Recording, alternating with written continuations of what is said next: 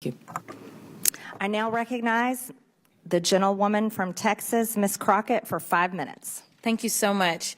It should not be surprising that the president is doing everything possible to make it more difficult for the media to hold him accountable and for the public to be informed about his reckless and illegal behavior. Yet here we are.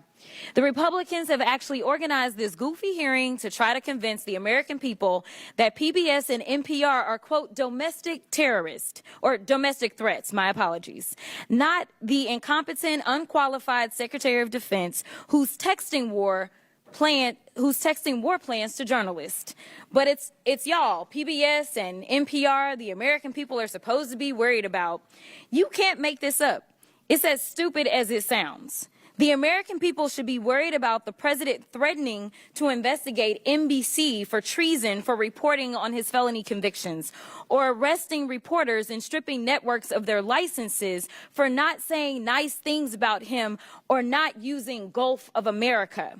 The Republicans' witness, Mr. Gonzalez, went so far as to suggest that because NPR and PBS reported on the murder of George Floyd, they, quote, represent a danger to our physical health as well as to civic health of our body politics.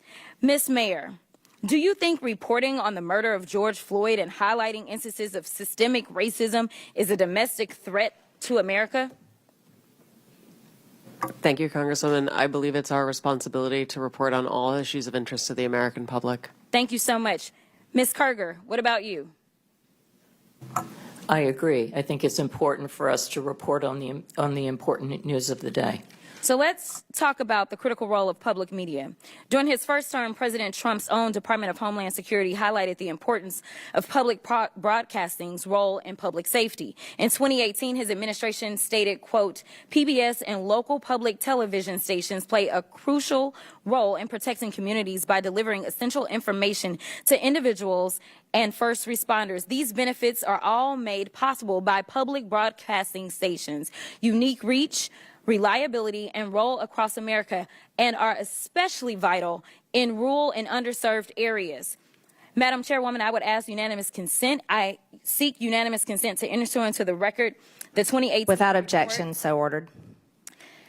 And Madam Chair, I also seek unanimous consent to enter into the record the 2019 report titled Modernizing the Nation's Public Alert and Warning System from Trump's. Without objection, so ordered. In the report, FEMA encouraged, quote, the use of public broadcast capabilities to expand alert, warning, and communication capabilities to fill gaps in rural and underserved areas.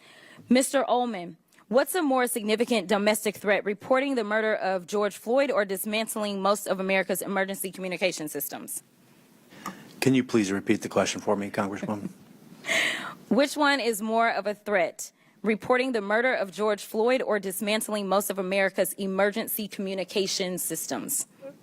Dismantling the emergency systems. And isn't it true that in Barrow, Alaska is the only, isn't it true that KBRW-AM in Barrow, Alaska is the only broadcast service available in an area of more than 90,000 square miles? That is correct. It's also the North Slope where the majority of all the oil production that comes from Alaska takes place. Thank you so much. And isn't it true that without these stations' broadcast, Americans in rural communities would lack access to life-saving information and public safety alerts? That is correct. So in your opinion, would eliminating funding for stations in rural America like WNGH, Channel 18, and the Chairwoman's District hurt Americans?